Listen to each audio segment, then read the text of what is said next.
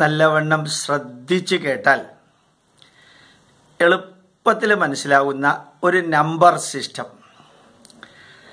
അത് AD 528 ലഘുഭാസ്കരീയവും ബൃഹത് ഭാസ്കരീയവും എഴുതിയ ഭാസ്കരാചാര്യർ ഒന്നാമൻ എഴുതിയ നമ്പർ സിസ്റ്റമാണ്.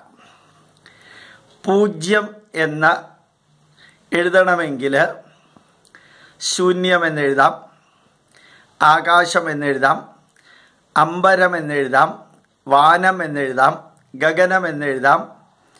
ആകാശം അതിൻ്റെ പര്യായങ്ങൾ ഏത് വേണമെങ്കിലും എഴുതിയാൽ 0 എന്ന ആ നമ്പർ നമുക്ക് കിട്ടും. 1 എന്നെഴുതണമെങ്കിൽ ഭൂമി, അതിൻ്റെ പര്യായ പദങ്ങൾ ധര, ധരിത്രി, ക്ഷോണി.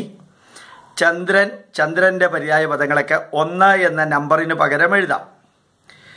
2 എന്ന നമ്പറിന് എഴുതണം എങ്ങനെയാ? നേത്രം, 2 കണ്ണാണല്ലോ ഉള്ളത്.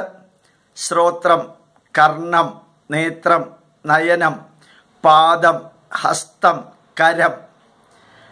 ഏത് വാക്കുകൾ വേണമെങ്കിലും എഴുതാം. അതായത് കണ്ണ്, ചെവി, കയ്യ്, കാല്, ഇതിൻ്റെ പര്യായ പദങ്ങളൊക്കെ 2 എന്ന നമ്പറിന് പകരം എഴുതാം. 3 എന്നുള്ള നമ്പറിന് പകരം സന്ധ്യ, ത്രിസന്ധ്യ. ത്രിഗുണം, ഗുണം എന്നെഴുതാം. മൂർത്തി എന്നെഴുതിയാലും 3 തന്നെയാണ്. ഇപ്പോൾ സന്ധ്യ, ഗുണം, മൂർത്തി എന്നുള്ളതൊക്കെ 3. അഗ്നി എന്നുള്ളത് 3 3 തരം അഗ്നിയാണുള്ളത്.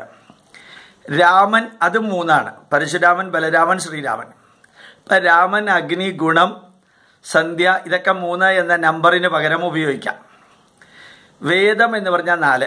സമുദ്രം, അതിൻ്റെ പര്യായങ്ങൾ 4.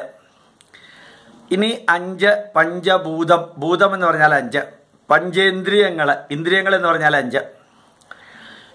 പഞ്ചശരം, ശരം എന്ന് പറഞ്ഞാൽ അതിൻ്റെ പര്യായവും 5.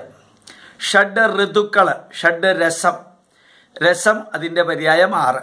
ഋതുക്കൾ എന്ന് പറഞ്ഞു കഴിഞ്ഞാൽ 6. സപ്ത ഋഷി, ഋഷി, മുനി, സന്യാസി എന്നൊക്കെ പറഞ്ഞാൽ 7. സ്വരം, സംഗീതം എന്നൊക്കെ പറഞ്ഞാലും 7 തന്നെയാണ് നമ്പർ. അഷ്ടവസുക്കൾ, അഷ്ടദിക്ക്, ദിക്ക്, വസു, സർപ്പം, പാമ്പ് എന്നുള്ള വാക്കുകളൊക്കെ 8 എന്നുള്ളതിനാണ്. നവഗ്രഹം, ഗ്രഹം എന്ന് പറഞ്ഞാൽ 9.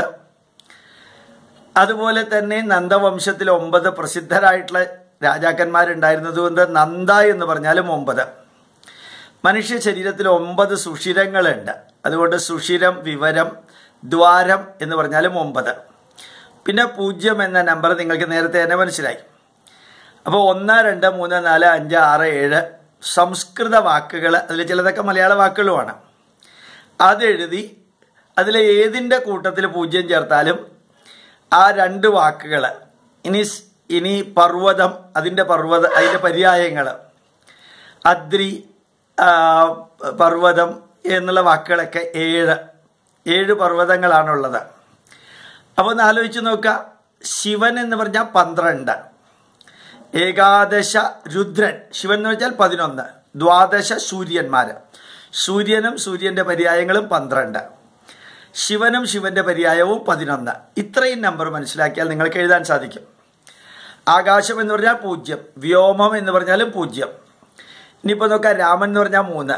രാമ വ്യോമ എന്ന് എഴുതി വിചാരിക്കാൽ രാമൻ എന്ന് പറഞ്ഞാൽ ആദ്യം എഴുതാം 3 1-ാം സ്ഥാനത്ത്, വ്യോമം എന്ന് പറഞ്ഞാൽ 0 സ്ഥാനത്ത്, 10-ാം സ്ഥാനത്ത്. അപ്പോൾ 3 0. അഗ്നി 3. ഇപ്പം രാമ ശൂന്യ അഗ്നി എന്ന് എഴുതി വിചാരിക്കാം. രാമ വ്യോമ അഗ്നി എന്ന് എഴുതിയാൽ 3 1-ാം സ്ഥാനത്ത്, 0 10-ാം സ്ഥാനത്ത്, 3 രണ്ടാമത്തെ 3 100-ാം സ്ഥാനത്ത്. വ്യോമ ശൂന്യ ശര അദ്രി എന്ന് എഴുതിച്ചാൽ, ശര എന്ന് വെച്ചാൽ 5, അദ്രി എന്ന് വെച്ചാൽ 7, പർവ്വതം എന്ന് വെച്ചാൽ 7, 5 7 75. ആദ്യം പറയുന്നത് 1-ാം സ്ഥാനത്ത്, രണ്ടാമത് പറയുന്നത് 10-ാം സ്ഥാനത്ത്, മൂന്നാമത് പറയുന്നത് 100-ാം സ്ഥാനത്ത്, നാലാമത് പറയുന്നത് 1000-ാം സ്ഥാനത്ത് എഴുതിയിട്ട് വലിയ വലിയ നമ്പർ ഉണ്ടാക്കാൻ ശ്രമിച്ചു നോക്കുക. ഇതിനെ ഭാസ്കരാചാര്യ നമ്പർ സിസ്റ്റം എന്ന് പറയുന്നു. വളരെ ഇമ്പോർട്ടൻ്റ് ആണ്. ഭാരതത്തിലെ ഗണിത ജ്യോതിശാസ്ത്രം പഠിക്കണമെങ്കിൽ ഈ നമ്പർ പഠിച്ചേ മതിയാവും. കുറേ കാലം കഴിഞ്ഞിട്ട് ഞാൻ വീണ്ടും ഇത് ആവർത്തിക്കാം. നിങ്ങളെല്ലാവരും പഠിച്ച് മറ്റുള്ളവരെ പഠിപ്പിക്കണം. പര്യായ പദങ്ങൾ ഏത് വേണമെങ്കിലും നിങ്ങൾക്ക് ഉപയോഗിക്കാം. പുതിയ പുതിയ പര്യായ പദങ്ങൾ നിങ്ങൾ കണ്ടുപിടിച്ചിട്ട് ഞാൻ പറയാത്തതും ഉപയോഗിക്കാം. ഒന്ന് മാത്രം, ആദ്യം പറയുന്ന വാക്ക് 1-ാം സ്ഥാനത്ത്, രണ്ടാമത് 10-ാം സ്ഥാനത്ത്, മൂന്നാമത് പറയുന്നത് 100-ാം സ്ഥാനത്ത് ഉപയോഗിക്കണമെന്ന് മാത്രം. പ്രണാമം, നമസ്കാരം.